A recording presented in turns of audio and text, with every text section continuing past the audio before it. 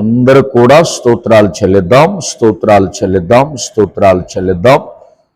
మరి ఇంతవరకు ఆయన ప్రార్థనలో తోడుగా ఉండి, పాటల్లో దేవుడు తోడుగా ఉండి, మరి ప్రార్థనలో కూడా మనల్ని అందరినీ బలపరిచిన దేవుడు 10 గంటల నుంచి ఇంతవరకు ప్రార్థనలో దేవుడు మనల్ని బలపరిచాడు, ప్రార్థన ఆత్మని ఇచ్చాడు, ప్రార్థన భారంతో మరి ప్రార్థించారు. చాలా సంతోషం. ప్రియా దేవుని పిల్లలారా, ఇంతవరకు చక్కగా ప్రభు తోడుగా ఉండి నడిపించినందుకు ఆయనకు మహిమ చెల్లిస్తూ, మరి శ్రేష్టమైన ఆయన వాక్యములోకి మనం వెళ్తుండగా, ఆదియందు వాక్యముండెను, వాక్యము దేవుని వద్ద ఉండెను, వాక్యమే దేవుడై ఉండెను. అట్టి రీతిగా మరి దేవుడు మనల్ని మరి తన అద్భుతమైన వాక్యములోనికి ప్రవేశింపచేయాలని అనేక ఆత్మీయ సంగతులు మరి దేవుడు మనకు బోధించాలి. పరిశుద్ధాత్మ దేవుడే మాట్లాడాలి. సేవకుని తలంపు, సేవకుని ఆలోచన కాదు గాని దేవుని సన్నిధిలో ఈ సమయములో తండ్రి అయిన దేవుడు మనందరితో మాట్లాడాలి. వాక్యము ద్వారా దేవుడు మనల్ని బలపరచాలని ప్రార్థన చేద్దాం. ప్రియమైన దేవుని పిల్లలారా, మరి ఎందరైతే ఈ మందిరానికి ఉపవాసం ఉండి ఈ శుక్రవారం వచ్చారో, మరి వీళ్ళందరినీ కూడా దేవుడు బలపరుచులాగున మరి ఈ లైవ్ ద్వారా, మరి ఛానల్ ద్వారా ఎంతమంది దేవుని వాక్యం వినుటకు సిద్ధపడుతున్నారో వాళ్ళందరినీ దేవుడు బలపరుచులాగున, వాక్యము ద్వారా తండ్రి అయిన దేవుడు అందరినీ బలపరిచి, స్థిరపరిచి, ధైర్యవంతులుగా ఉంచులాగున దేవుని వాక్యం కొరకు మనం ప్రార్థన చేసుకుందాం. స్తోత్రం తండ్రి, మహోన్నతుడు, మహాగణుడు, పరిశుద్ధుడు, పరమ తండ్రి యేసయ్యా, నీ పాదాలకు వందనాలు, స్తోత్రాలు చెల్లిస్తున్నాను. గొప్ప దేవుడువని, మహోన్నతుడువని, మహాగణుడువని నాయనా మేము స్తుతిస్తున్నామయ్యా. నీవు తప్ప మాకెవరున్నారు నాయన? పలకరించే దేవుడవు, ఆదరించే దేవుడవు, ప్రేమించే దేవుడవు, పోషించే దేవుడవయ్యా అని నిన్ను నమ్ముచు నీ యందు విశ్వాసం కలిగి ఈ స్థానంలో కూర్చున్నాం ప్రభువా. నీ స్తోత్రములు నాయన. మరి ఇంతవరకు ప్రతి బిడ్డ చేసిన ప్రార్థన దేవుడు ఆలకించునుగాక, దేవుడు అంగీకరించునుగాక. తగిన కాలమందు ఎందరైతే ఉపవాసం ఉండి కన్నీరు కార్చి ప్రార్థిస్తున్నారో వాళ్ళకి తగిన కాలమందు ఆయనే సహాయము చేయునుగాక. యేసయ్యా, నీకు వందనాలు, స్తోత్రాలు తెలియచేస్తూ మరి సమయంలో నీ మాటలు వినుటకు సిద్ధపడుతున్నటువంటి మా ప్రియ బిడ్డలకు కూడా అయ్యా వినే చెవి కావాలి. విని మర్చిపోయే వారంగా ఉండొద్దయ్యా. మేము ఏ సంగతులైతే విన్నామో, ఏ ఆత్మీయ విషయాలైతే విన్నామో అవన్నీ మా హృదయాల్లో తలపోచుకుంటూ భద్రం చేసుకునేవారుగా, గైకునేవారుగా ఉంచమని ప్రార్థిస్తున్నాను. అట్లాగనే చెప్పనై ఉంటున్న నన్ను కూడా అజ్ఞానిని, జ్ఞానము లేనివాడను, పరిశుద్ధాత్మ దేవుడా నీ ఆత్మతో, నీ జ్ఞానముతో నింపి మీరే మాట్లాడి మహిమ పొందుకోమని ప్రత్యేకంగా ఎంతమంది అయితే ఈ లైవ్ ద్వారా, ఛానల్ ద్వారా తండ్రి వాక్యము ఆలకిస్తున్నారో వాళ్ళ సమస్యలేంటో, వాళ్ళ ఇరుకులేంటో, వాళ్ళ ఇబ్బందులేంటో నీకు తెలుసయ్యా. ఈ వాక్యము ద్వారా వింటున్న వారందరినీ బలపరిచి నీ నామానికి మహిమ తెచ్చుకోమని క్రీస్తు నామములు అడుగుతున్నాము తండ్రి, ఆమేన్. హల్లెలూయా, హల్లెలూయా, హల్లెలూయా. దేవునికే మహిమ కలుగునుగాక. ఆమేన్. దేవునికి స్తోత్రాలు. కూడి ఉన్న అందరికీ ప్రభువైన యేసుక్రీస్తు నామములో మరొకసారి అందరికీ వందనాలు తెలియజేస్తున్నాను. దేవుడు నమ్మదగిన వాడు. ఆయనే సర్వాధికారి, ఆయనే నిత్యమైనటువంటి దేవుడు, మహిమ కలిగినటువంటి దేవుడు. ఈరోజు మనం ఈ స్థితిలో ఈ విధంగా క్షేమంగా ఉన్నాము అంటే ఎవరి కృప అమ్మా? ఎవరి కృప? దేవుని కృప. ఎవరి కృపమ్మా? దేవుని కృప. మేము దేవుని కృప వలన సంతోషంగా ఉన్నాము అన్న వాళ్ళందరూ స్తోత్రం చెప్పండి. ఒకసారి గట్టిగా గట్టిగా చెప్పండి. హల్లెలూయా, హల్లెలూయా. దేవునికే మహిమ కలుగును గాక. ఆమేన్. మీరందరూ స్తోత్రాలు చెప్పారంటే అర్థం ఏంటి అమ్మా? సంతోషంగా ఉన్నారనే అర్థం, సంతోషంగా సమాధానంగా ఉన్నారు అని అర్థం. కాబట్టి ఏ దేవుడు మన దేవుడు అంటే అమ్మా, దుఃఖపరిచే దేవుడు కాదు, సంతోషంగా ఉంచే దేవుడు, బలపరిచే దేవుడు. కొంచెం కాలము శ్రమలు మీకు కలిగిన పిమ్మట, శ్రమలు కొంచెం కాలమే, దుఃఖము కొంచెం కాలమే. సాయంత్రం ఏడుపు వచ్చి తెల్లవారేసరికే ఆయన ఎట్లా ఉంచుతాడు అమ్మా? సంతోషంగా ఉంచే దేవుడు. చప్పట్ల కొడుతూ యేసయ్య నామాన్ని కనపడతాడు గట్టిగా. గొప్ప దేవుడు, జీవం గల దేవుడు, మహోన్నతుడైనటువంటి దేవుడు. అందుకనే మరి పోయిన శుక్రవారం నుంచి ఈ శుక్రవారం వరకు కూడా ఆయనే మనల్ని కాచి కాపాడి సంఘములో ఉన్న ప్రతి కుటుంబాన్ని, ప్రతి బిడ్డను కూడా ఆయన ఏం చేస్తున్నాడు? కాపాడుతూ ఉన్నాడు, రక్షిస్తూ ఉన్నాడు. ఏ దేవుడు అంటే మన దేవుడు. మనం ఒక పాట పాడుకుంటున్నాం, గుర్తుందా? ప్రార్థించకపోయినా, మాట వినకపోయినా అమ్మా, మాట వినకపోయినా, ప్రార్థన చేయకపోయినా పలకరిస్తానే ఉంటావు అని మనం ప్రార్థన చేయకుండా ఉండంగా, మాట వినకుండా ఉండంగా, అయినా కొన్నిసార్లు మనం యాదమరిచినా ఆయన యాదమరిచే దేవుడు కాదు. కొన్నిసార్లు మనం ఏం చేస్తాం? కొన్ని విషయాల్లో ఆయన మాట వినక లోకంలో కలిసిపోయి, కొన్నిసార్లు లోకంతో ఏకీభవిస్తూ ఉండాలండి పాస్టర్ గారని ఏదో లోక సంబంధంగా ఏకీభవిస్తూ ఉన్నా ఆయనే దేవుడండి. విడిచిపెట్టే దేవుడు కాదు, విడిచిపెట్టే దేవుడు కానే కాదు. దేవుని స్తోత్రం చెప్పండి అమ్మా. ఆయన ఎప్పుడు ఆయన ధ్యాస శ్వాస సమస్తం మన మీదనే ఉంటాయి. నా ఊసు నీకెందుకయ్యా, ఎప్పుడు మన ఊసే అమ్మా, ఎప్పుడు మన ఊసే. కొంతమంది అంటారు కదా, మమ్మల్ని ధరించుకోకుండా ఒక్క క్షణం కూడా గడపలేరా, ఎప్పుడు మమ్మల్ని ఆడిపోసుకోవటమేనా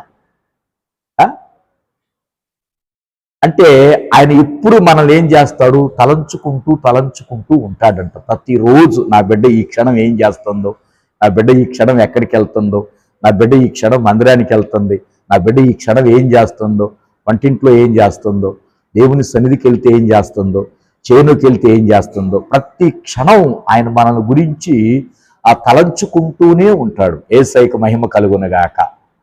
ఏమండి, భర్త కొన్నిసార్లు తలంచకపోవచ్చు, బిడ్డలు కొన్నిసార్లు తలంచకపోవచ్చు అమ్మా, బంధువులు కొన్నిసార్లు తలంచకపోవచ్చు, కానీ నిత్యము మనం తలుచుకునే వ్యక్తి ఎవరు?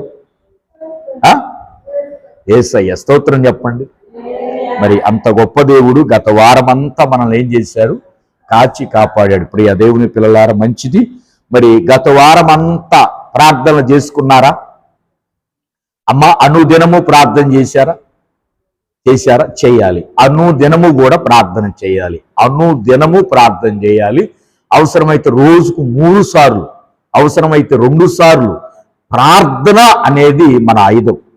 ప్రార్థనే మనల్ని నడిపించేది, ప్రార్థనే మనల్ని స్వస్థపరిచేది, ప్రార్థనే మనకు సహాయం చేసేది. కనుక ప్రార్థన అనేది ఉండాలి. రెండవది, వాక్యం అనుదినము చదవాలి. ప్రతిరోజు గ్రంథాన్ని మనం ధ్యానిస్తూ ఉండాలి, గ్రంథాన్ని మనం ధ్యానిస్తూ ఉండాలి. ఈ రెండు దేవుని స్తుతిస్తూ దేవుని గణపరుస్తూ మనం ఉండాలి అనేది దైవజనుడిగా నేను కోరుతున్నాను. అట్లాగనే మరి పోయిన వారం వాక్యం గుర్తుందా? ఏం చదువుకున్నాం? పోయిన శుక్రవారం అమ్మా చెప్పాలి. ఎఫెసీలకు రాసిన పత్రిక, సహోదరి చెప్తుంది, ఎఫెసీలకు రాసిన పత్రిక 2వ అధ్యాయము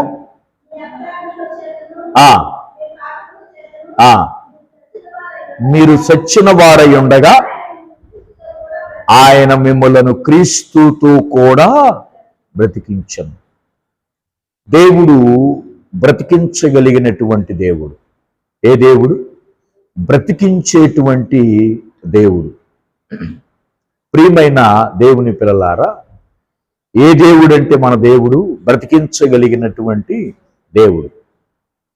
ఆయన మన మీద ఉన్నటువంటి రుణభారాన్ని ఏం చేశాడు? కొట్టివేశాడు. నీ మీద ఉన్న రుణభారాన్ని ఏం చేశాడు? కొట్టివేశాడు. నీ మీద ఉన్నటువంటి రుణభారాన్ని తీసివేశాడు. అందుకనే ప్రియమైన దేవుని పిల్లలారా, ఆ కాడిని విరగ్గొట్టాడు. ఆ కాడిని, పాపం అనే కాడిని విరగ్గొట్టాడు. నీ మీద పాపం అనే కాడి ఉంది, దాస్యత్వం అనే కాడి ఉంది. దానిని ఏం చేశాడు? ఆయన విరగ్గొట్టాడు. యేసయ్యకు మహిమ కలుగునుగాక. విరగ్గొట్టాడు.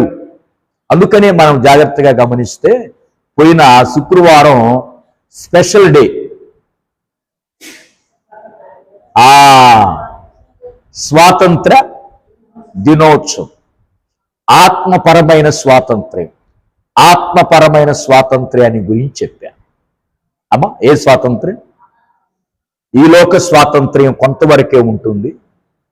దేవుడిచ్చే స్వాతంత్ర్యం ఎంతకాలం ఉంటుంది? శాశ్వత కాలం ఉంటుంది. ఆయన ఇచ్చే స్వాతంత్ర్యం వేరు. దాని గురించి చెప్పారు. ప్రభు స్వాతంత్ర్యాన్ని ఇచ్చాడు. మరలా దాస్యం అనే కాడి కింద చిక్కుకోవద్దు అని మనం పోయిన వారం చెప్పుకున్నాం. మనం స్వతంత్రులంగా బ్రతకాలి. మన మీద ఎవరికి పెత్తనం కాకూడదు, ఒక్క ఆయనకి తప్ప. ఎవరాయన? ఎందుకంటే మనల్ని విడిపించింది ఆయనే, మన కోసం ప్రాణం పెట్టింది ఆయనే గనుక మన మీద పెత్తనం చేస్తే ఆయనే చేయాలి. ఇంకొక అపవాది మాత్రం చేయకూడదు అనేది మనం చదువుకున్నాం. ఈ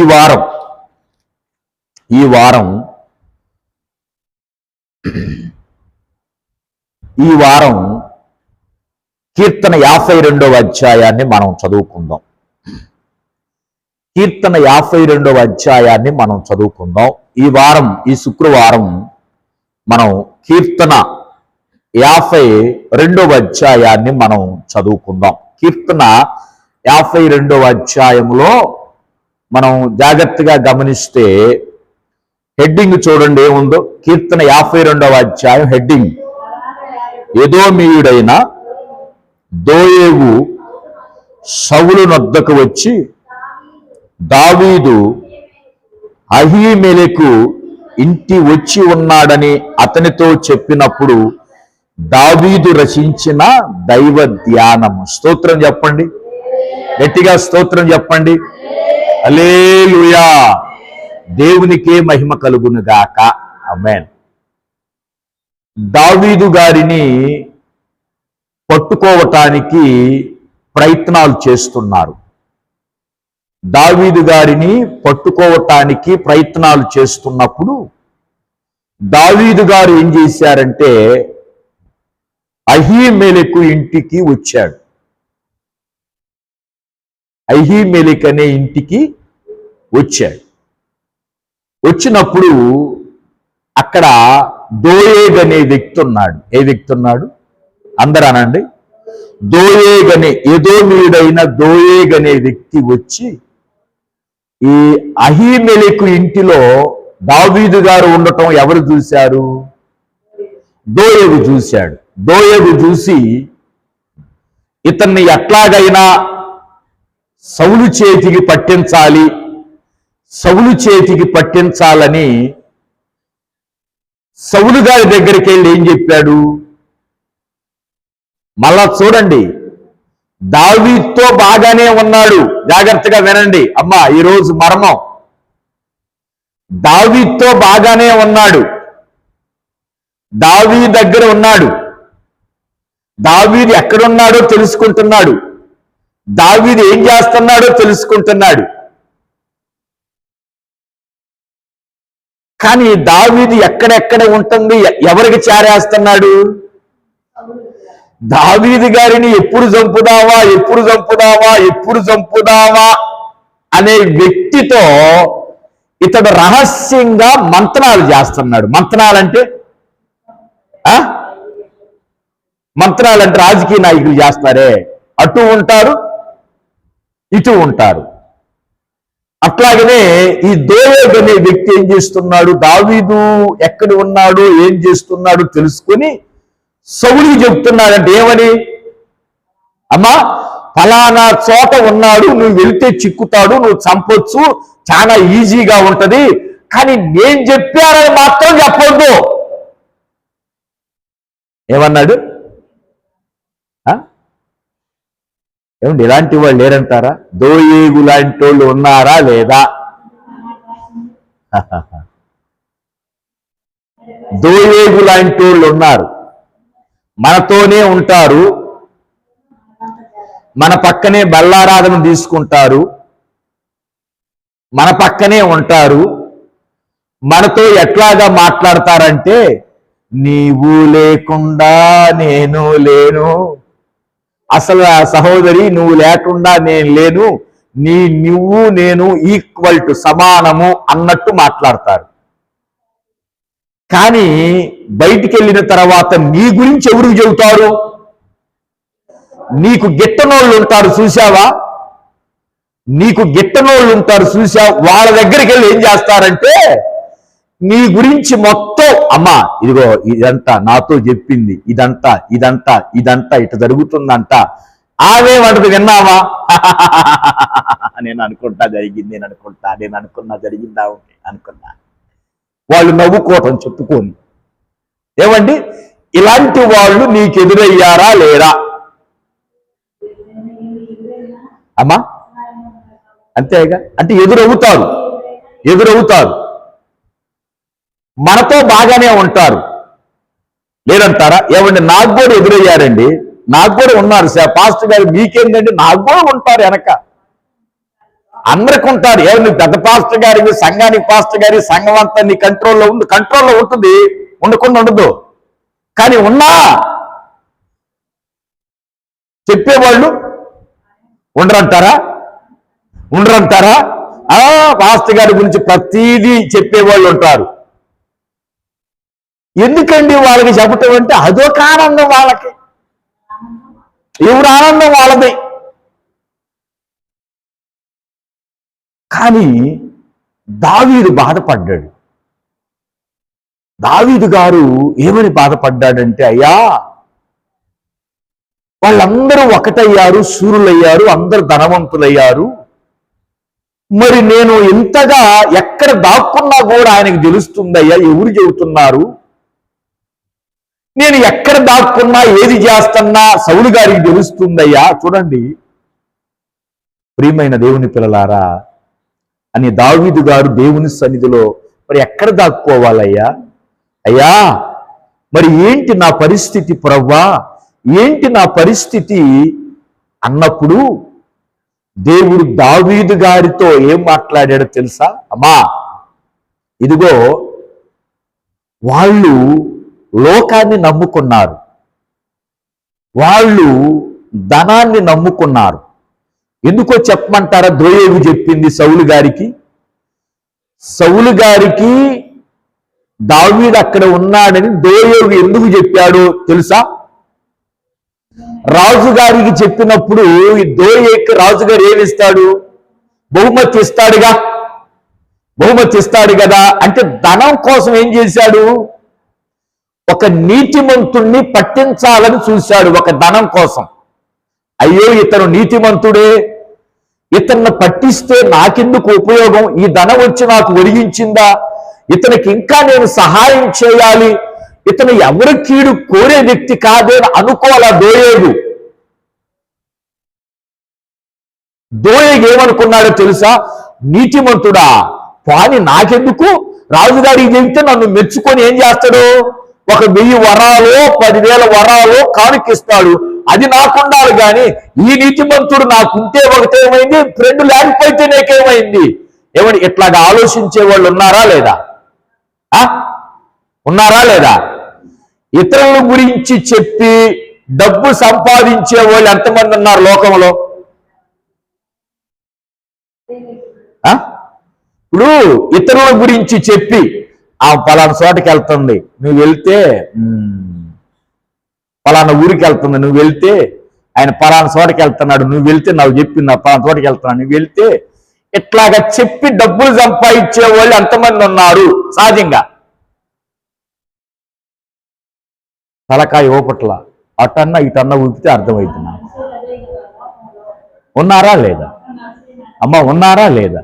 డబ్బులు సంపాదించేవాళ్ళు సహజంగా ఇటు రూపాయి తీసుకుంటారు, అటు రూపాయి తీసుకుంటారు. ఇటు వీళ్ళ పని అవుతుంది, అటు వాళ్ళిద్దరి పని సులువైపోతుంది. కానీ ఈ కీర్తన ఏం చెప్తుందో తెలుసా? ఈ రకంగా ఒక నీతిమంతుల్ని నాశనం చేసి ఒక నీతిమంతుణ్ణి పట్టించి వచ్చిన సొమ్మంట నిలబడదంట. స్తోత్రం చెప్పండి, గట్టిగా స్తోత్రం చెప్పండి. ఏమని నిలబడిద్దా? ఇప్పుడు బైబిల్ గ్రంథంలో ఇంకొక ఆయన ఉన్నాడు, యూదా ఇస్కరియోతు. ఎవరమ్మా? 11 మంది ప్రభువుని కాపాడాలనుకున్నారు. జాగ్రత్తగా వినండి, చరిత్రలో అమ్మా, కొత్త నిబంధనలో, అవునా కాదా? 11 మంది ఏమనుకున్నారు? ప్రభువుని కాపాడాలి, ప్రభు మాకు కావాలనుకున్నారు. అందులో ఒక వ్యక్తి ఏమనుకున్నాడు? యూదా ఇస్కరియోతు ఏమనుకున్నాడు? ఆయన ఉన్నా ఒకటే, లేకపోతే ఏమైంది, నాకు 30 వెండి నాణ్యాలు వస్తున్నాయి, ఈయన బట్టిస్తేనని ఈయన ఎక్కడికి వెళ్తున్నాడో, ప్రభు ఎక్కడికి వెళ్తున్నాడు, ఎక్కడైతే చిక్కుతాడోనని ఈయనతోనే ఉంటున్నాడా లేదా? ఎవరితో ఉంటున్నాడు చెప్పండి? యూదా ఇస్కరియోతు ప్రభుతోనే ఉంటున్నాడు. ప్రభు రహస్యాలన్నీ ఎవరికి జారేస్తున్నాడు?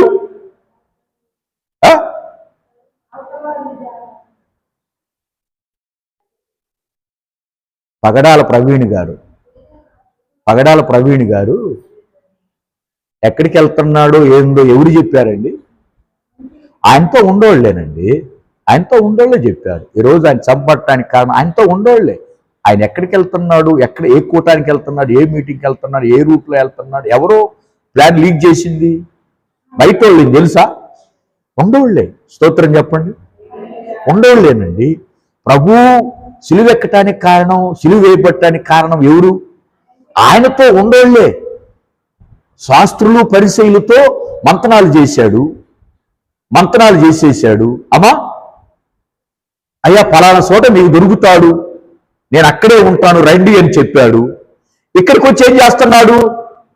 ప్రవ్వా నీ తర్వాతనే నాయన, నీ తర్వాతనే నీవు లేకుండా నేను ఉండలేనయ్యా. ఆ పాట అంట శిష్యుల కంటే ఎక్కువగా పాడుతున్నాడు ఇస్కరియోతు అండి.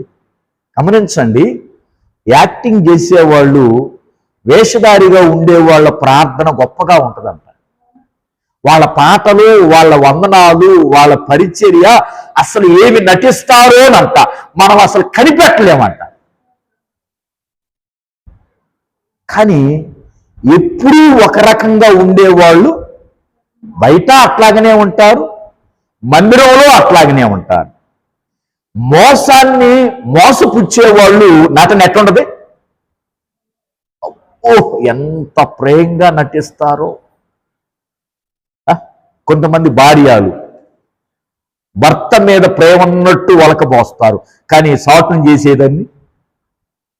కొంతమంది భర్తలు నటిస్తారు భార్య మీద ప్రేమ ఉన్నట్టు, సాటును చేసేయి కదమ్మా.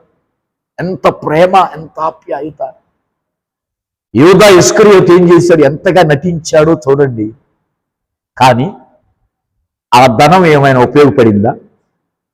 ఒక నీతిమంతుణ్ణి పట్టించి, ఒక నీతిమంతుణ్ణి సిలువకి ఎక్కించి సంపాదించిన సొమ్ము, ఆ ధనాన్ని నమ్ముకున్నాడు యూదా ఇస్కరియోతు.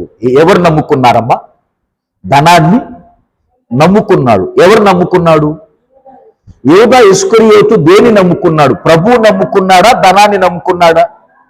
ధనాన్ని నమ్ముకున్నవాడు ఏమవుతాడంట? పాడైపోతాడంట ఏ రోజుకైనా. అంటే ధనం మనకు కావాలి, దేవుడు ఇస్తాడు, మనం ధనవంతులుగా చేస్తాడు, అది కాదు. కానీ దాని మీదనే ఆశ కలిగి దానిని చూసుకొని ప్రభువుని మనం త్రోసివేస్తే ఆ ధనం వలన మనం కూడా ఏమవుతాం? పాడైపోతాం. సామెతలు 11:28 చదవండి ఏమన్నాడు? సామెతలు 11వ అధ్యాయం. అమ్మా చూడండి, బైబిల్స్ ఉన్నవారు సామెతల గ్రంథం 11వ అధ్యాయము 28 చదువమ్మా. ధనమును నమ్ముకున్నవాడు ఏమవుతాడు? పాడైపోతాడు. నీతిమంతుడు సిగురాకు వలె వృద్ధి చెందుతాడు. స్తోత్రం చెప్పండి. ఈ మాటకి గట్టిగా చెప్పండి. అమ్మా, ఈ వాక్యములు ఏముంది? ధనాన్ని నమ్ముకున్న వాళ్ళు పాడైపోతారు. యూదా ఇస్కరియోతు బాగుపడ్డాడా, పాడైపోయాడా? ఎందుకు పాడైపోయాడు పాస్టర్ గారు? ఏమండి, ఒక నీతిమంతుణ్ణి అమ్ముకున్నాడు, ఒక నీతి జీవితాన్ని అమ్ముకున్నాడు, సృష్టికర్తను త్రోసివేశాడు, ధనాన్ని నమ్ముకున్నాడు. ఆ ధనం ఇతన్ని పాడు చేసింది, జీవితాన్ని పాడు చేసింది. స్తోత్రం చెప్పండి. కానీ కీర్తన 52లో దేవుడు ఏం మాట్లాడుతున్నాడు చెప్పమంటారా? ఇదిగో దావీదు, వాళ్ళు ఎంత ధనవంతులైనా, వాళ్ళు ఎంత నిన్ను చంపాలని చూసినా, నిన్ను వెతికినా వాళ్ళు నిన్ను ఏమీ చేయలేరు. కొంతకాలానికి వాళ్ళు ఏమవుతారో తెలుసా?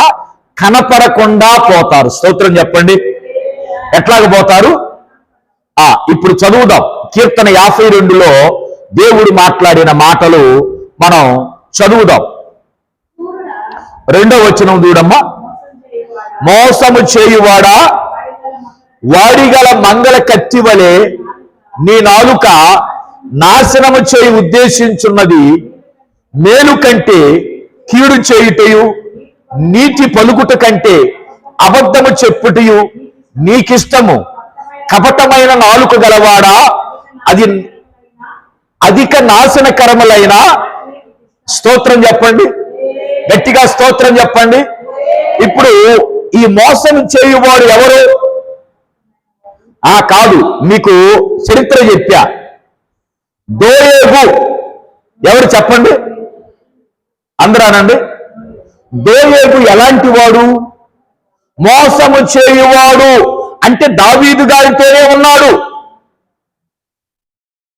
దావీదు గారికి తెలియకుండా కింద ఏం చేస్తున్నాడు? చూపిస్తున్నా. కింద ఏం చేస్తున్నాడు? గొయ్యి చేస్తున్నాడు. కానీ దావీదు గారు ప్రార్థన చేస్తున్నాడు, అయ్యా ఇతనేందయ్యా నన్ను పట్టించాలని చూస్తున్నాడు, నా కింద గొయ్యి చేస్తున్నాడు. ప్రియ దేవుని పిల్లలారా గమనించండి.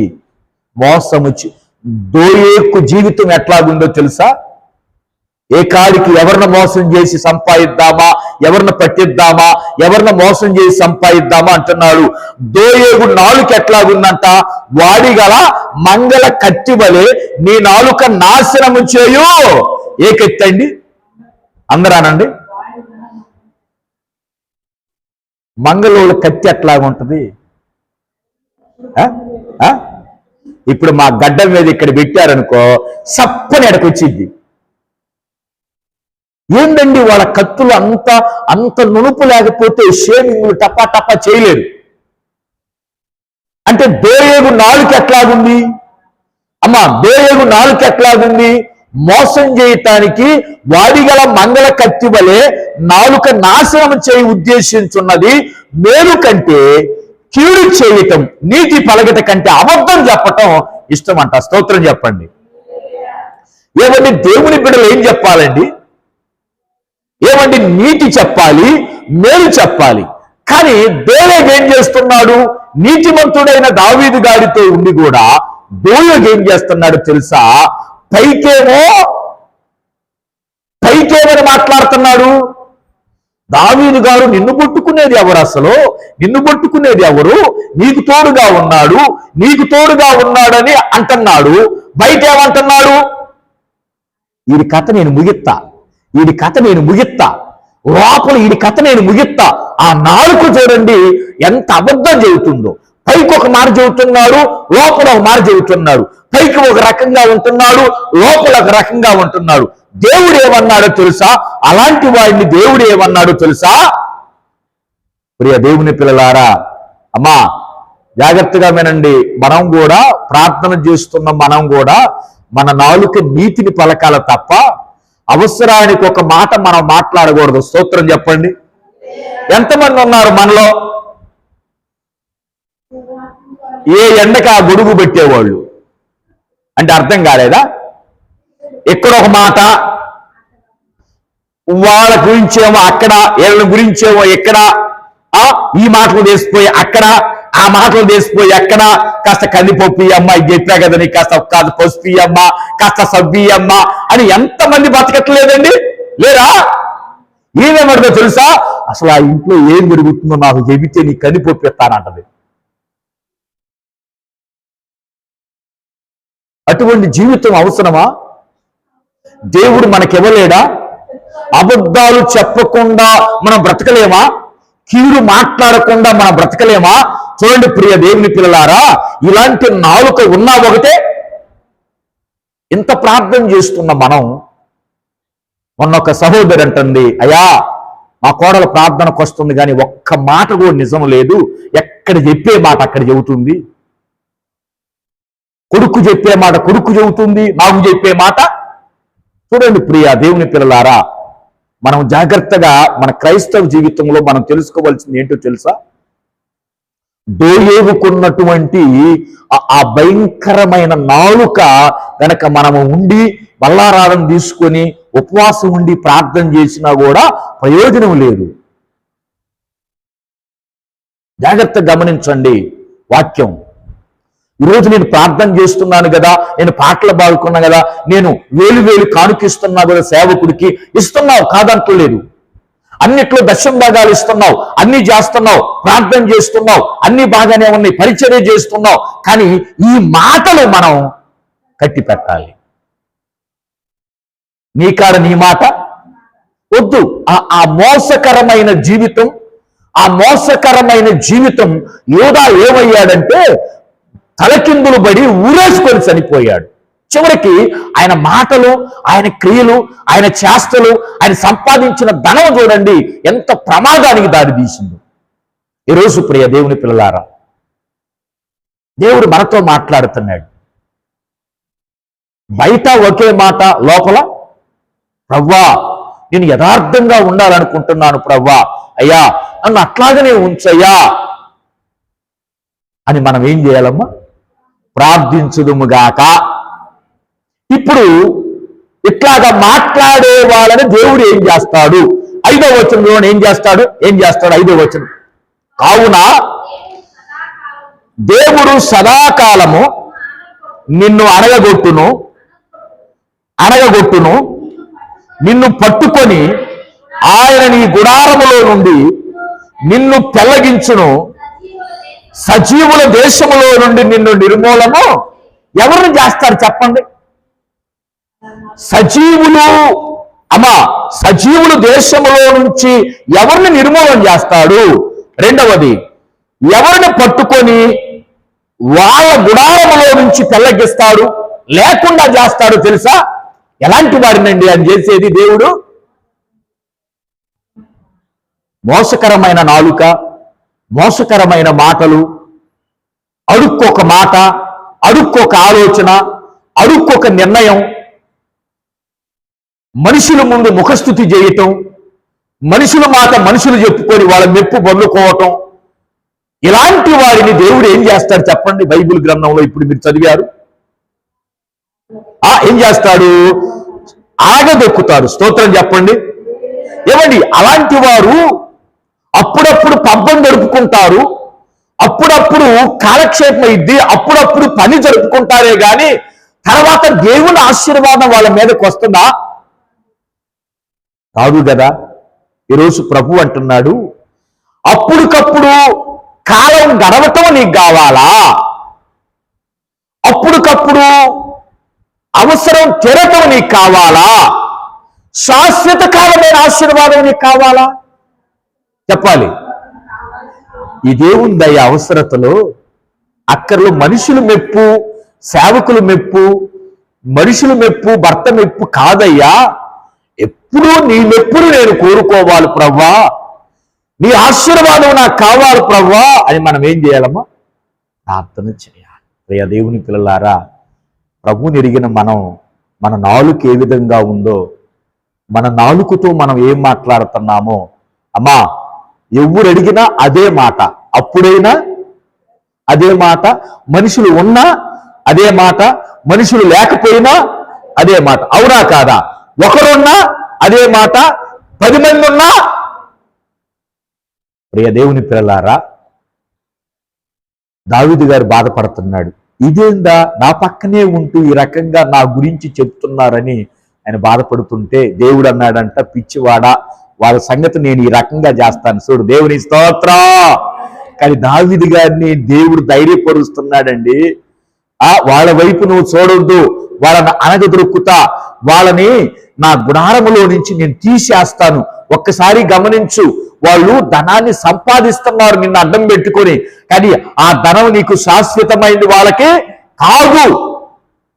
తర్వాత చదవండి ఏమన్నాడు, నీతిమంతులు చూసి భయభక్తులు కలిగి ఇదిగో దేవుణ్ణి తనకు దుర్గముగా ఉంచుకొనక ధన సమృద్ధి యందు నమ్మిక ఉంచి తన చేటుని బలపరుచుకొనిన వాడు వీడే అని చెప్పుకొనుచు. ఎవరిని చూసి నవ్వుతారంట? ఎవరిని చూసి నవ్వుతారమ్మా?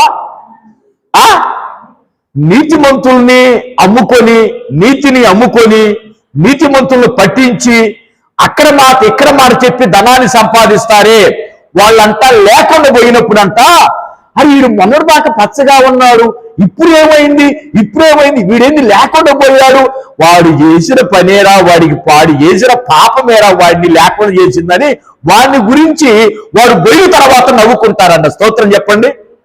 నవ్వుకుంటారా లేదా? వీడు చేసిన పాపం మీద వీడిని లేకుండా చేసింది. వాళ్ళు ఉండరంటండి సదాకాలం ఉండరు.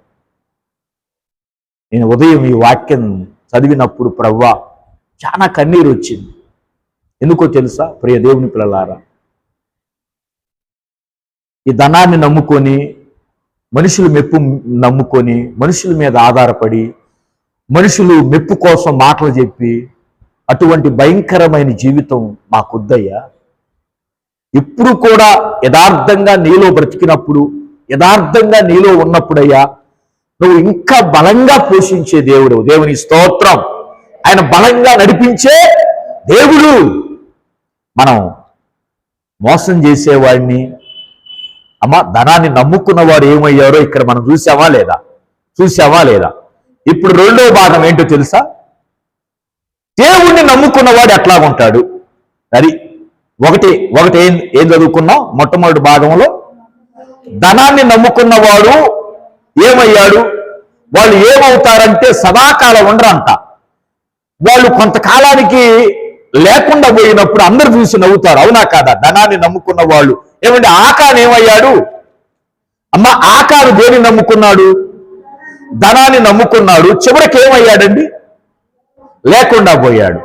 గెహాజీ ధనాన్ని సంపాదించాలనుకున్నాడు, ప్రభువుని అడ్డం పెట్టుకొని, ఎలీషా గారిని అడ్డం పెట్టుకొని, చివరికి ఏమయ్యాడు? యూదా ఇస్కరియోతు ఏమయ్యారు? ఇప్పుడు వీళ్ళందరూ ఏమయ్యారు? ధనాన్ని నమ్ముకున్న వాళ్ళందరూ పాడైపోయారు. కానీ ధనాన్ని నమ్ముకోకుండా నువ్వు ధనం ఎట్లాగైనా నాకు ఇస్తావు ప్రభువా, నిన్నే నమ్ముకోవాలి, నువ్వు ఉంటే చాలు అన్న వాళ్ళు ఏమయ్యారో రెండో భాగంలో మనం చూద్దాం.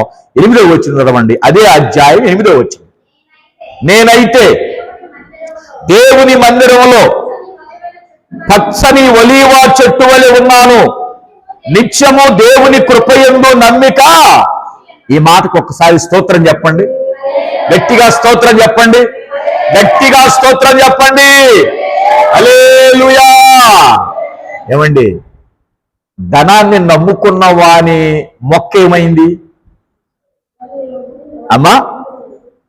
త్రుంచి వేశాడు దేవుడు. ఏ మొక్కని? ఏ చెట్టు? ధనాన్ని నమ్ముకున్న చెట్టుని, ధనాన్ని నమ్ముకున్న వారిని త్రుటిలో తుంచేశాడు. దేవుని మందిరాన్ని నమ్ముకున్న వ్యక్తిని ఎట్లా ఉంచాడు? 8వ వచనం. నేనైతే దేవుని మందిరములో పచ్చని ఒలీవ చెట్టు వలె ఉన్నాను, నిత్యము. స్తోత్రం చెప్పండి ఈ మాటకి. నిత్యము అంటే నిత్యము అంటే ఎల్లప్పుడూ ఆయన కృపయందు నేను నమ్మిక ఉంచాను తప్ప ధనమయందు నేను నమ్మిక ఉంచలేదు గనుక ధనాన్ని నమ్ముకున్న వాడు లేకుండా పోయాడు, నన్ను చంపాలని చూసిన వారు లేకుండా పోయారు, ధనవంతులు లేకుండా పోయారు. కానీ తండ్రి, నేను నీ యందు విశ్వాసం కలిగి ఎప్పుడు కూడా నేను నీ మందిరములో అనే మాట అండర్లైన్ చేసుకోండి. ఏ మందిరంలో చెప్పండి గట్టిగా? అందరూ అనండి, ఇంకొకసారి అనండి. నేనైతే నీ మందిరములో పచ్చని ఒలీవ చెట్టు వలె ఉన్నాను. యేసయ్యకు మహిమ కలుగును గాక. మనము కూడా అలాగే ఉండును గాక, అలాగే ప్రభు సన్నిధిలో ఎదుగుదుము గాక. ఏమండి, నేనైతే అన్న పదం ఎంత గొప్పదో చూడండి. నేనైతే అంటే అర్థం ఏంటి? నేనైతే అంటే తను వ్యక్తిగతంగా చెప్తున్నాడు. నేనైతే, నా మట్టుకైతే. పౌలు గారు ఏమన్నాడు? నా మట్టుకైతే బ్రతుకుట క్రీస్తే. అంటే నా మట్టుకి అనే పదం, నేనైతే అన్న పదం ఏంటంటే వాళ్ళ తీర్మానం, వాళ్ళు ఏ విధంగా ఉండాలనుకుంటున్నారో ఆ పదం. నేనైతే నా విషయంలోకి వస్తే, నా విషయానికి వస్తే, నా సంగతి ఇట్లాగా చూడండి. ఒక తీర్మానం తీసుకుంటున్నాడు.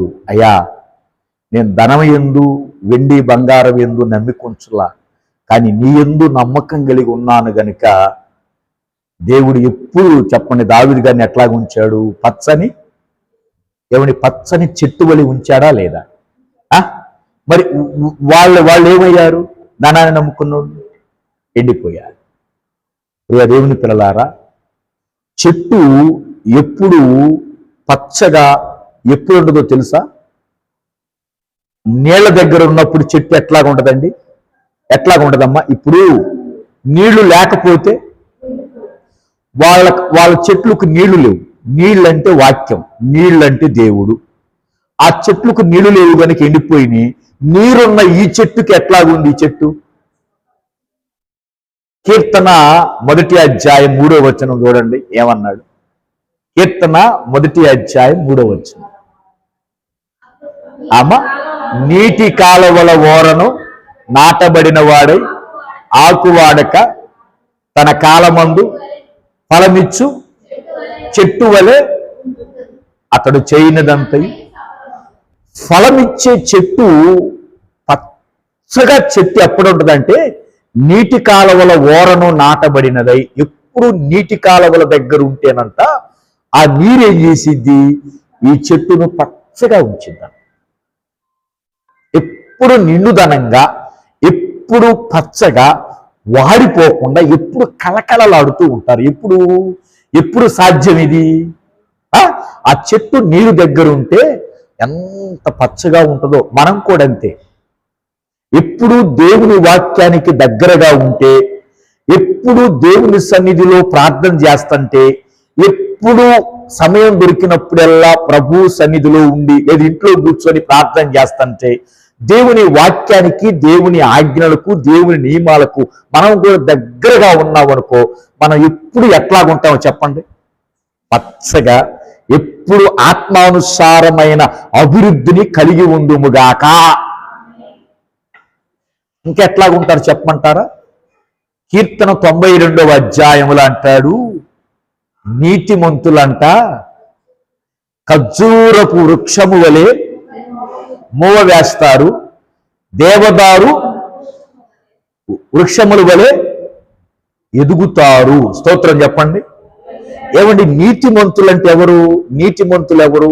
ధనం మీద ఆధారపడే వాళ్ళు కాదు, దేవుని మీద ఆనుకున్న వాళ్ళ నీతిమంతులు అంటాం. అబ్రహాము ఎవరి మీద ఆనుకున్నాడండి? ధనం మీద ఆనుకున్నాడా? ఆస్తి మీద ఆనుకున్నాడా? లేదే, దేవుడి మీద ఆనుకున్నాడు. అబ్రహాము దేవుణ్ణి నమ్మెను, అది అతనికి నీతిగా.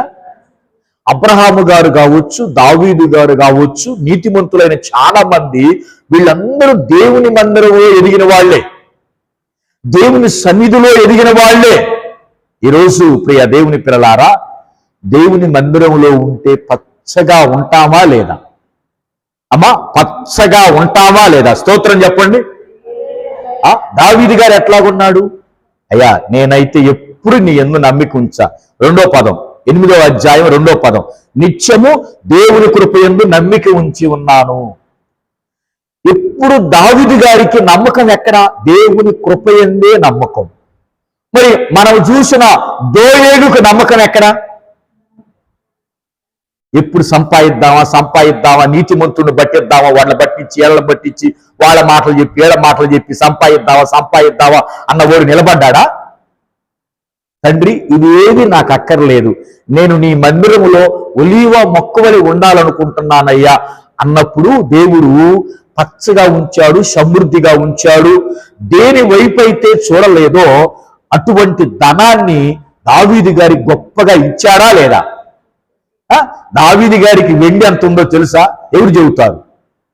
లేస్తారు, చెప్పగలవా నువ్వు? దావీదు గారికి వెండి ఎంత ఉందో, బంగారం ఎంత ఉందో, ఎంత ఉందో, వజ్రాలు ఎన్ని ఉన్నాయో, రాజ్యం ఎంత ఉందో, ఎంత ఆస్తి ఉందో ఎవరు చెప్పలేరు. ఎందుకో తెలుసా?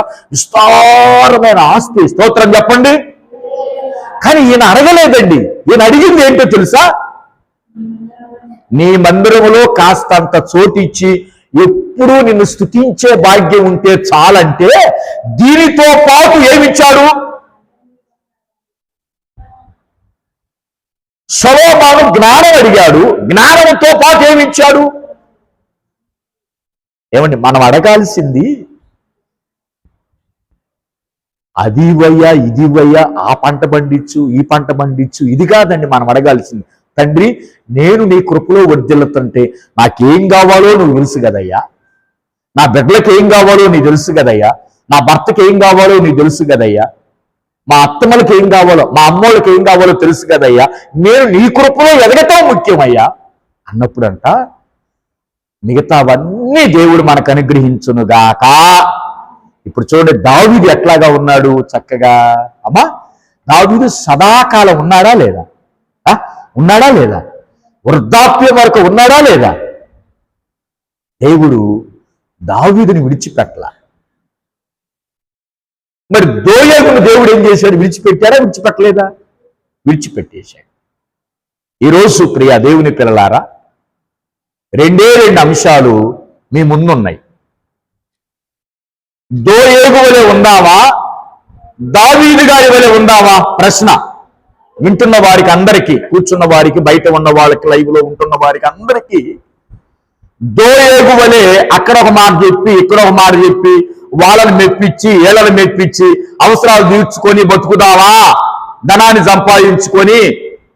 లేదు, దావీదు గారి వలె తండ్రి నీ ఉంటే నాకు చాలు, నాకు అన్నీ ఉంటాయి ప్రవ్వా అని యేసయ్య కృపలో వర్ధిల్లుదావా?